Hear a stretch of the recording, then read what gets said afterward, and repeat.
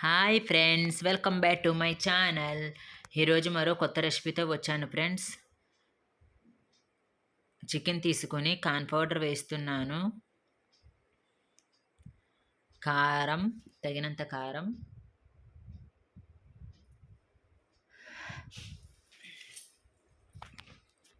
తగినంత సాల్ట్, జీలకర్ర పౌడర్,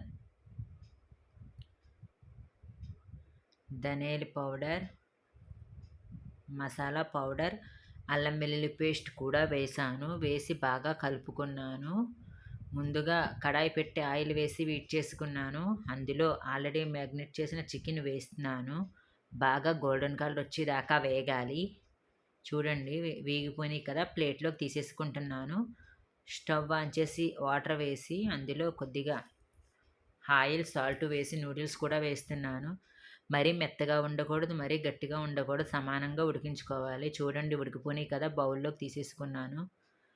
జల్లిడ్లాడి దాంట్లోకి తీసేసుకుని అందులో చల్లటి వాటర్ వేస్తున్నాను. తర్వాత స్టవ్ మీద కడాయి పెట్టి ఆయిల్ వేసి ఎగ్స్ వేస్తున్నాను. ఆమ్లెట్లా వేస్తున్నాను. ఎగ్స్ వేసి అందులో ఆనియన్స్ కూడా వేస్తున్నాను. ఆనియన్స్ వేసి లైట్ గోల్డెన్ కలర్ వచ్చేదాకా వేపుతున్నాను.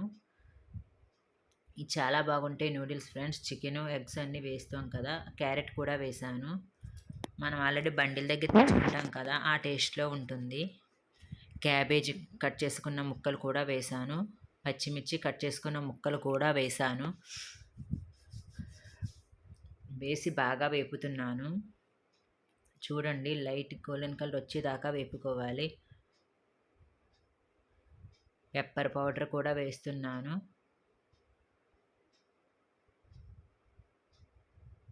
సాల్ట్,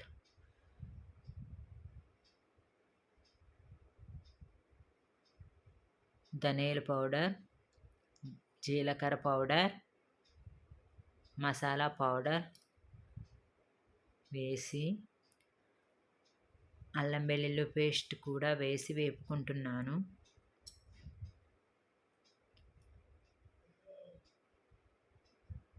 ఆల్రెడీ మనం చికెన్ వేపుకున్నాం కదా, ఆ చికెన్ కూడా వేసేస్తున్నాను. ఆల్రెడీ బాగా డ్రైగా వేపుకున్నాం కదా, చికెన్ కూడా వేసేస్తున్నాం. ఇలా డ్రైగా చికెన్ వేపుకోవడం వల్ల చాలా టేస్ట్గా ఉంటుంది. ముందుగా ఆల్రెడీ ఉడికించుకుని పక్కన పెట్టుకున్న నూడిల్స్ కూడా వేసేస్తున్నాను. సోయా సాస్ కూడా వేస్తున్నాను. కొద్దిగా రెడ్ చిల్లీ సాస్ కూడా వేస్తున్నాను.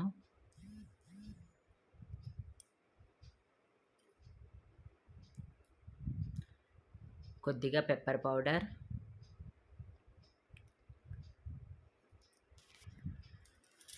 టమాటా సాస్ కూడా వేస్తున్నాను. టమాటా సాస్ కూడా వేసుకొని బాగా కలుపుకోవాలి. ఈ నూడిల్స్ చాలా టేస్ట్గా ఉంటుంది. మనకి బండ్ల మీద దొరుకుతుంది కదా ఫ్రెండ్స్, ఆ టైప్లో ఉంటుంది. ఆ టేస్ట్ వస్తుంది. మనం కూడా ఇంట్లో ట్రై చేసుకుంటే చాలా టేస్ట్గా ఉంటుంది. చూడండి ఫ్రెండ్స్. Thank you friends. చాలా